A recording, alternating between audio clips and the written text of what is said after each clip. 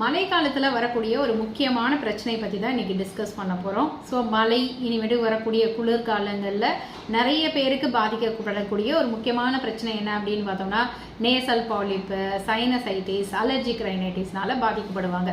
இந்த nasal polyp அப்படின்றது என்ன டாக்டர், நம்ம போய் எக்ஸாமின் பண்ணி டெஸ்ட் எல்லாம் எடுத்தால் தான் கண்டுபிடிக்க முடியுமா அப்படின்னு நிறைய பேர் கேட்குறாங்க. ஸோ அந்த மாதிரிலாம் எதுவுமே கிடையாது. நீங்கள் டாக்டரை கன்சல்ட் பண்ணும்போது ஹோமியோபதியில் நாங்கள் ஒரு டார்ச் அடித்து உங்கள் மூக்கில் பார்க்கும்போதே உங்கள் மூக்கில் நீங்களே செக் பண்ணி பார்க்கலாம். மூக்கில் ஒரு டார்ச் அடித்து பார்த்தீங்கன்னா அந்த பகுதியில் இந்த சைடு இல்லை மூக்குக்கு உள்ளார இங்கே வந்து சதைகள் இருக்கிறது தெரியும். உங்களுக்கு மூச்சோட சிரமமாக இருக்கும், மூக்கடைப்பு இருக்கும். நைட்டில் அதுவும் சிலருக்கு பகல்லலாம் நல்லா இருப்பாங்க, நைட்டு படுத்தா ரொம்ப மூக்கடைக்கும்.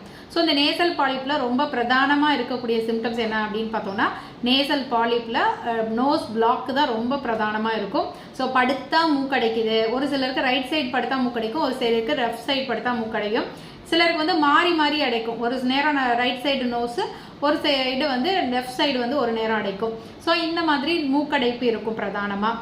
ரெண்டாவது பார்த்தோன்னா அலர்ஜினால தான். அதாவது நேசல் பாலிப்புங்கிறது ஒரு நோயே கிடையாது. இது என்னன்னா நம்மளோட இம்யூன் மெக்கானிசம், நம்மளோட இம்யூனிட்டி கம்மியாக இருக்குது. ஸோ அதனால என்ன ஆகும்னா நம்ம மூக்கில் வந்து மியூக்கஸ் அப்படின்ற லைனிங் இருக்கும். இந்த லைனிங்லாம் என்ன ஆகும்னா இந்த வைரஸ், இந்த ஈரப்பதமான காற்று இருக்குல்ல, இதில் வந்து வைரல் லோட் நிறையா இருக்கும். பார்த்தீங்கன்னா வெயில் காலத்தில் நல்லா இருப்பாங்க, மழை காலத்தில் குளிர்காலத்தில் தான் அந்த பிரச்சனையே வரும். அது காரணம் என்னென்னா இந்த வைரல் லோடு நிறையா இருக்கும்போது என்ன ஆகும்னா அந்த மியூக்கஸ் லைனிங் வந்து அப்படியே பல்ஜாகி ஸ்வெல் ஆகிக்கும். அங்கே வந்து நிறைய தண்ணி கொக்கும், இன்ஃப்ளமேஷன் ஆகும். ஸோ அதனால என்ன ஆகும், இந்த மியூக்கஸ் லைனிங்கில் ஒரு கிராவிட்டி காரணமாக அது ஸ்வெல்லாகி ஒரு பாலிப் மாதிரி டெவலப் ஆகும். இந்த மூக்குலையும் வரும், அது இங்கே சைனஸ் கேவிட்டிங்கள்லையும் அந்த பாலிப் மாதிரி ஒரு சின்ன ஒரு க்ரோத் மாதிரி தெரியும். இது என்னென்னா அந்த தண்ணியெல்லாம் சேர்ந்து அந்த மியூக்கஸ் வந்து கிராவிட்டி காரணமாக இழுக்கப்படுறதுனால வரக்கூடியது தான். இது ஒரு நோயே இல்லை அப்படின்னு சொல்லி ரிசர்ச்சில் சொல்லியிருக்காங்க. ஸோ நேசல் பாலிப்பை கட் பண்ணிட்டாங்க. இப்போ நேசல் பாலிப்புக்கு சொல்லக்கூடிய முக்கியமான சிகிச்சை என்ன, ஆப்ரேஷன் பண்ணுங்க அப்படின்வாங்க. நைட்டாக நீங்கள் நேசல் பாலிப் இருக்குன்னு போய் கன்சல்ட் பண்ணாலே சர்ஜரி பண்ணி இதை கட் பண்ணிடுவோம், இல்லைனா உங்களால் மூச்சு விட முடியாது அப்படின்னு சொல்லுவாங்க. ஸோ அப்படி சர்ஜரி பண்ணால் இதுக்கு தீர்வு கிடைக்குதான்னா கிடையாது. ஒரு 6 மாதமோ 1 வருஷமோ உங்களுக்கு தொந்தரவு இல்லாமல் இருக்கும். திரும்ப நெக்ஸ்ட் சீசன் வரும்போது இதே பிரச்சனை வரும். இதுக்கு நிரந்தரமாக தீர்வு செய்யறதுக்கு ஹோமியோபதியில் அற்புதமான மருந்துகள்லாம் இருக்குது. எதனால ஹோமியோபதியில் இதை நிரந்தரமாக சரி பண்ண முடியுது அப்படின்னு பார்த்தோம்னா நம்ம வந்து அதோட கான்செப்ட் புரிஞ்சுக்கிட்டு அதோட பேசிக், அதோட அடிப்படை காரணத்தை குணப்படுத்துறதுனால தான் ஹோமியோபதியில் இந்த நேசல் பாலிப்பை நிரந்தரமாக சரி பண்ண முடியுது. நம்மளோட பாடியோட இம்யூனிட்டியை இன்க்ரீஸ் பண்ணுறது மூலமாக நேசல் பாலிப்புக்கு நிரந்தர தீர்வு கொடுக்க முடியும். ஆப்ரேஷனே இல்லாமல் நிரந்தரமாக தீர்வு கொடுக்க முடியும். ஒன்ஸ் ஹோமியோபதியில் சரியானவங்களுக்கு ரெக்கரன்ஸ் ஒருபோதும் வரதே கிடையாது. அது எத்தனை வருஷம் ஆனாலும் சரி ரெக்கரன்ஸே வராது. கம்ப்ளீட் கியூர் ஆகிட்டு போனால் மட்டும் ரெக்கரன்ஸ் வராது. சிலர் என்ன பண்ணுவாங்க, ஒரு 3 மாதம் ட்ரீட்மெண்ட் எடுப்பாங்க, நல்ல இம்ப்ரூவ்மெண்ட் இருக்கும், எந்த தொந்தரவுமே இருக்காது, விட்டுட்டு போயிடுவாங்க. ஸோ அவங்க பார்த்தோம்னா 1 வருஷம் கழிச்சு ஹோமியோபதி டாக்டரை திரும்ப உங்கள்கிட்ட காமிச்சேன், சரியாயிடுச்சு. இப்போ எத்தனையோ பேர் எங்கிட்டே அது மாதிரி வந்திருக்காங்க, 3 மாதத்துலேயே சரியாயிடுச்சு. நாங்கள் ஆனால் ஒரு 6 மாதம் ட்ரீட்மெண்ட் எடுங்கன்னு சொல்கிறது வந்து அவங்க வந்து நமக்கு நல்லா தான் ஆயிடுச்சு, இவங்க தேவையில்லாமல் நம்மளை ரொம்ப நாள் எடுக்க சொல்கிறாங்க அப்படின்னு நினச்சி ஒரு 3 மாதத்துலேயே ட்ரீட்மெண்ட்டை ஸ்கிப் பண்ணிட்டு போயிடுவாங்க. அப்புறம் பார்த்தா 1 வருஷம் நல்லா இருப்பாங்க. 1 வருஷத்துக்கு பிறகு திரும்ப ரெக்கரன்ஸ் வரும். டாக்டர் நீங்கள் அப்பயே சொன்னீங்க, நான் கேட்கல, 3 மாதத்துலேயே எனக்கு கம்ப்ளீட்டாக நல்லா ஆயிடுச்சு டாக்டர், அதனால தான் நான் போயிட்டேன் அப்படின்னு சொல்லுவாங்க. ஸோ அந்த மாதிரி ரெக்கரன்ஸ் வராமல் இருக்கிறதுக்கு முதல்ல வந்து நோயை குணப்படுத்தணும். அடுத்து நம்மளோட நோய் எதிர்ப்பு சக்தியை அதிகப்படுத்தணும். நோய் எதிர்ப்பு சக்தியை அதிகப்படுத்தினோம்னா தான் திரும்ப வந்து அந்த மாதிரி வைரல் லோடுக்கு நம்ம எக்ஸ்போஷர் ஆகும்போது திரும்ப ரெக்கரன்ஸ் வராமல் இருக்கும். அப்படின்றதுனால தான் நாங்கள் ஹோமியோபதியில் ஒரு க்ரானிக் டிசீஸ் எல்லாம் 6 மந்த் ட்ரீட்மெண்ட் எடுத்து சரி பண்ணிக்கணும் அப்படின்னு நம்ம சொல்லுவோம். ஸோ இந்த மியூக்கசல் லைனிங் இது வந்து எதனால ஆகுனா இந்த வைரல் லோடு இன்ஃபெக்ஷன்னால என்ன ஆகும், அது வந்து ரொம்ப நீர் கோத்துக்கிட்டு அந்த மியூக்கஸில் வந்து என்லார்ஜ்மெண்ட் ஏற்பட்டு அதனால வந்து அது கிராவிட்டி காரணமாக தொங்குறதுனால அது பார்த்தா ஒரு சின்ன பை மாதிரி தொங்கிட்டு இருக்கும். அதை தான் நேசல் பாலிப்னு சொல்லுவோம். இந்த இடத்துட்டெல்லாம் ஒரு புல்லாகி ஒரு சின்ன பை மாதிரி தொங்கும், பாலிப் மாதிரி. மூக்கில் இந்த 2 சைடும் பார்த்தோன்னா கட்டி மாதிரி அடைச்ச மாதிரி இருக்கும். ரொம்ப லாங் ஸ்டாண்டிங்காக, இப்போ நான் நிறைய கேஸ் பார்க்குறதுனால அதை நிறைய பார்க்குறோம். நம்ம ரொம்ப லாங் ஸ்டாண்டிங்காக இதுக்கு சரியான ட்ரீட்மெண்ட்டே எடுக்காமல் இருக்கிறவங்களுக்கு அந்த பாலிப் வந்து பார்த்தோன்னா ஒரு நொங்கு மாதிரி தெரியும் பார்க்கறதுக்கு. ஹார்டான நொங்கெல்லாம் இருக்கும்ல, அந்த மாதிரி வெள்ளையாக கட்டியாக தொட்டு பார்த்தாலே ஒரு ஹார்ட்னஸாக இருக்கும். இனிஷியலாக பாலிப் வந்து உங்களுக்கு பார்த்தீங்கன்னா பிங்க் கலரில் அப்படியே சாஃப்ட் டிஷ்யூவாக அது அமுக்குனா அமுங்குற மாதிரி இருக்கும். ஸோ அதோட க்ரானிசிட்டியை பொறுத்து அதோட ட்ரீட்மெண்ட்டோட கோர்ஸ் ஆஃப் ட்ரீட்மெண்ட்டும் வேரி ஆகும்.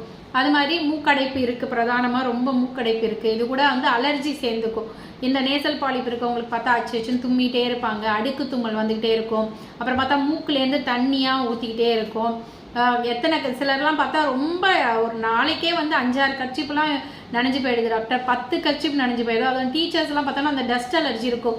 ஸோ பார்த்தா நான் ஒரு நாளைக்கே 10-20 கர்ச்சிப் எடுத்துகிட்டு போக வேண்டியிருக்கு டாக்டர், எல்லாமே நனைஞ்சு தான் நான் வரேன் அப்படின்லாம் சொல்லுவாங்க. ஸோ அந்த மாதிரி கண்டினியூஸாக தும்மல் வந்து மூக்குலேருந்து தண்ணியாக கொட்டுறது அந்த மாதிரி இருக்கும். நிறைய பேருக்கு வந்து போஸ்ட் நேசல் ட்ரிப்பிங் சொல்லுவோம், அதாவது மூக்குலேருந்து தண்ணி வந்து பின்னாடி தொண்டைக்கு இறங்குறது. பார்த்தா தொண்டையில் சளி நிற்கிற மாதிரி இருக்கும், அப்படியே முழுங்கிட்டே இருப்பாங்க. இதுதான் வந்து போஸ்ட் நேசல் ட்ரிப்பிங் அப்படின்னு சொல்லுவோம். அப்புறம் சைனஸ் கேவிட்டிலலாம் பெயின் இருக்கும், இங்கே முகத்தை சுற்றி, இங்கே புருவத்துக்கு மேலே, இந்த இடத்துல, இதெல்லாம் வந்து நம்மளோட சைனஸஸ். இங்கெல்லாம் பார்த்தோம்னா ஒரு ஃபேஸில் ஒரு ப்ரெஸ்ஸிங் பெயின், இந்த ஹெட்டில், ஃபோர்ஹெட்டில், டெம்பிள்ஸ்லலாம் வந்து ஒரு ப்ரெஷர் டைப் ஆஃப் பெயின் இருக்கும். மெயினாக வந்து இந்த சைனசைட்டிஸும் இது கூட மோஸ்ட்டாக டிஎன்எஸ்ன்றது என்னென்னா டீவியேட்டட் நேசல் செப்டம். இந்த நடுவில் இருக்க செப்டம் என்ன ஆகும், ஃப்ரீக்வெண்ட் இன்ஃபெக்ஷன் ஆகி ஒரு சைடு பாலிப் வளருதுன்னா இந்த எலும்பு என்ன பண்ணும், இது கார்டிலேஜ் தான், பார்த்தீங்கன்னா இப்படி வளைச்சி பார்த்தீங்கன்னா வளையும். ஸோ இது என்ன ஆகும், இந்த இடத்துல வரைக்கும் மட்டும்தான் நார்மல் போன் இருக்கும், இந்த சைடு வந்து வளையக்கூடியது தான் இருக்கும். இது என்ன ஆகும், ஒரு சைடாக வளைஞ்சிக்கும். ஒரு சைடாக வளையும் போது அதை தான் டிஎன்எஸ்ன்னு சொல்லுவோம். அப்போ இந்த பாலிப் அதோட ரூட் காஸ் என்ன, பாலிப்பை சரி பண்ணும்போது இந்த டிஎன்எஸும் ஆட்டோமேட்டிக்காகவே நேராகிக்கும். ஸோ உங்களுக்கு டிஎன்எஸ் இருக்குது, ஸோ அதனால சர்ஜரி பண்ணணும்னு சொல்லுவாங்க. ஸோ அந்த மாதிரிலாம் எந்த சர்ஜரியும் தேவையில்லை. அது மாதிரி உங்களோட இந்த எலும்புகளே என்ன ஆகும், தொடர்ந்து தண்ணியாக வந்துகிட்டு இருந்து இன்ஃப்ளமேஷன் ஆகுறதுனால அந்த வந்து வீக்கம் ஏற்படும். நிறைய பேருக்கு ரிப்போர்ட்டில் காங்கோ புல்லோசா இதெல்லாம் நோட் பண்ணி கொடுத்துருப்பாங்க, பார்த்துருப்பீங்க. ஸோ இதெல்லாம் வந்து இந்த காரணத்தினால, இந்த அலர்ஜி இன்ஃபெக்ஷனால தான் வருது. ஸோ இதனால தான் இந்த மாதிரியான ஒவ்வொரு அறிகுறிகளாக இது கூட ஆட் ஆன் ஆகிட்டே வரும். நைட்டு பார்த்தா மூச்சு சரியாக விட முடியாது, அதனால கொரட்டை சத்தம், ஸ்னோரிங் கேட்கும். மூக்கில் சரியாக சுவாசிக்க முடியாதனால ஸ்மெல்லு சரியாக தெரியாது. கொஞ்ச நாள் கழிச்சு பார்த்தோம்னா டேஸ்ட்டு சரியாக தெரியாது. இந்த சைனஸ் பெயினால் என்ன ஆகும்னா, இந்த பெயின் வந்து பல்லுக்கெல்லாம் பரவ ஆரம்பிக்கும். ஸோ சைனஸ் இருக்கவங்களுக்கு பல்லு வலியும் சேர்ந்து வரும். சிலருக்கு ரொம்ப லாங் ஸ்டாண்டிங்காக இருக்கவங்களுக்கு டபுள் விஷன், பார்வையே ரெண்டாக தெரிகிறது. ஸோ கண் பார்வை வரைக்கும் இது பாதிக்கப்படும். அது மாதிரி ஸ்லீப் ஆப்னியான்னு சொல்லுவாங்க, தூங்கும்போது நல்லா அசந்து தூங்கிட்டு இருப்பாங்க, ஆனால் திடுக்குன்னு மூச்சு விட முடியாமல் எந்திரிப்பாங்க. இதை தான் வந்து ஸ்லீப் ஆப்னியான்னு சொல்லுவோம். ஸோ இந்த மாதிரியான சிம்டம்ஸ் எல்லாமே நமக்கு nasal polyp, DNS, allergic rhinitis, sinusitis இதெல்லாம் இருக்கிறவங்களுக்கு வரலாம். இதெல்லாம் மோஸ்ட்டாக பார்த்தோன்னா சேர்ந்து தாங்க வரும். தனிப்பட்ட முறையில் நேசல் பாலிப் இருக்கவங்களுக்கு பார்த்தோன்னா கேட்டோன்னா ஒரு சிலர் தான் வெறும் மூக்கடைப்பு மட்டும் இருக்குன்னு சொல்லுவாங்க. நிறைய பேர் வந்து தும்மல், அடுக்கு தும்மல் வருது, மூக்கிலேருந்து தண்ணியாக கொட்டுது, கொரட்டை வருது, ஸ்மெல்லே தெரியல, டேஸ்ட்டே தெரியல. ஸோ இந்த மாதிரி எல்லா சிம்டம்ஸும் சேர்த்து சொல்லுவாங்க. அது மாதிரி சைனஸ் பெயினும் சேர்த்தே சொல்லுவாங்க. டிஎன்எஸ், அது மாதிரி டிஎன்எஸ் இருக்கவங்களுக்கு ரொம்ப காமனாக சைனசைட்டிஸ் வரும். ஏன்னா அந்த எலும்புகள் வளைஞ்சிட்டு இருக்கிறதுனால என்ன ஆகும்னா, அந்த சைனஸ் கேவிட்டியில் ஏர் சர்க்குலேஷன் கரெக்டாக நடக்காமல் அங்கே போய் இன்ஃபெக்ட் ஆகி சளி கோத்திட்டு இருந்து முக எலும்புகளில் பெயின் வரும், ஒரு கெட்ட வாடை வரும், சளி வந்து ரொம்ப மஞ்சளாக பச்சையாலாம் வரும். அதை காரி துப்பும்போது, மூக்கை சிந்தும் போது அந்த மாதிரி திக்கான டிஸ்சார்ஜ் எல்லாம் வெளியில் வரும். கெட்ட வாடை அடித்த மாதிரி சிலருக்குலாம் ரொம்ப லாங் ஸ்டாண்டிங்காக சைனஸ் ப்ராப்ளம்னால அஃபெக்ட் ஆனவங்களுக்கு நான் ஹோமியோபதியில் கேலிசல்ஃப்னு ஒரு மருந்து கொடுத்துருக்கேன். ஸோ அது கொடுக்கும்போது பார்த்தோம்னா அந்த பிளட்டு ஸ்மெல்லோட இருக்குன்னே சொல்லிகிட்டே இருப்பாங்க.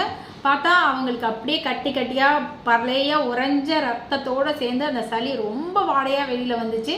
வந்த பிறகு பார்த்தா அவங்க சைனஸ் கம்ப்ளீட்டாக கிளியர் ஆயிடுச்சு. அதுக்கு பிறகு எந்த விதமான வலி தொந்தரவு எதுவுமே இல்லை. அவங்க 10 வருஷம் இந்த சைனஸ்னால பாதிக்கப்பட்டிருந்தவங்க. ஸோ அந்த மாதிரி ஹோமியோபதியில் அற்புதமான மருந்துகள்லாம் இருக்குது. ஸோ இந்த மாதிரி நேசல் பாலிப்னால நான் வருஷ கணக்கில் கஷ்டப்பட்டுட்டு இருக்கேன் டாக்டர், சைனஸ்னால கஷ்டப்பட்டுட்டு இருக்கேன். பாலிப்புக்கு ஆப்ரேஷன் பண்ணிட்டேன் நான், இன்னும் 4-5 தடவை ஆப்ரேஷன் பண்ணவங்கலாம் கூட வராங்க. மோஸ்ட்லி முதல்ல எடுத்தோன்னே என்ன பண்ணுவாங்க, நேசல் ட்ராப்ஸ் யூஸ் பண்ணி பார்ப்பாங்க, அப்புறம் அலர்ஜிக்கான ஹிஸ்டமின் டேப்லெட்ஸ்லாம் யூஸ் பண்ணி பார்ப்பாங்க. ஸோ அதுவும் ஒரு ஸ்டேஜில் கேட்காத போது சர்ஜரி தான் பண்ணணுன்னுவாங்க. சர்ஜரி பண்ணிவிட்டு கூட சரியாகாமல் ஒரு 6 மாதம் தான் டாக்டர் ஆகுது சர்ஜரி பண்ணி, இப்போ திரும்பவும் அந்த தொந்தரவு வந்துருச்சு அப்படின்னு சொல்லிட்டு வருவாங்க.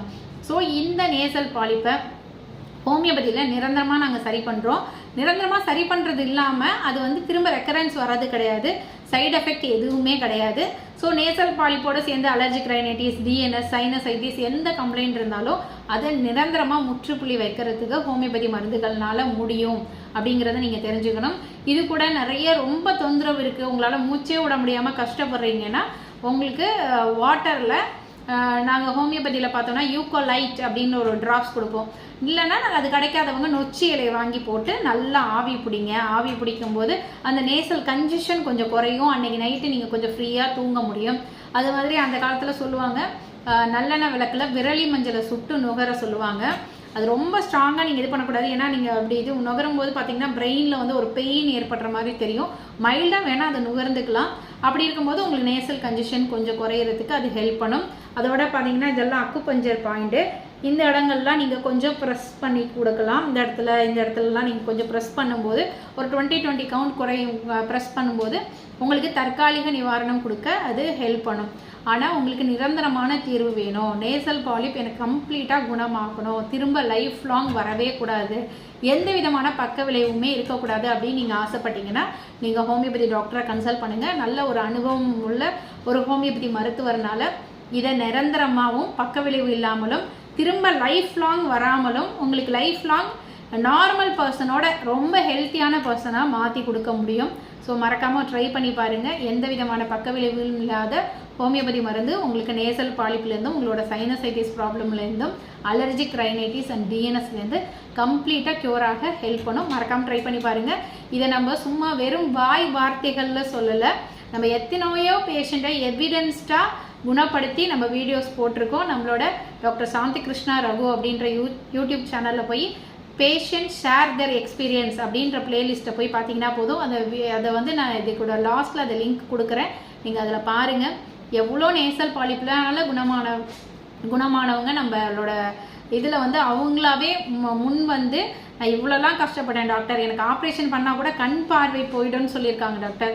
ஆனால் நான் அவங்க மருந்து ஒரு 6 மாதம் சாப்பிட்டு இன்னைக்கு வரைக்கும் எந்த தொந்தரவும் இல்லை, நான் பனியிலே வண்டி ஓட்டிகிட்டு போகிறேன்னு ரொம்ப சந்தோஷமாக சொல்லியிருப்பாங்க.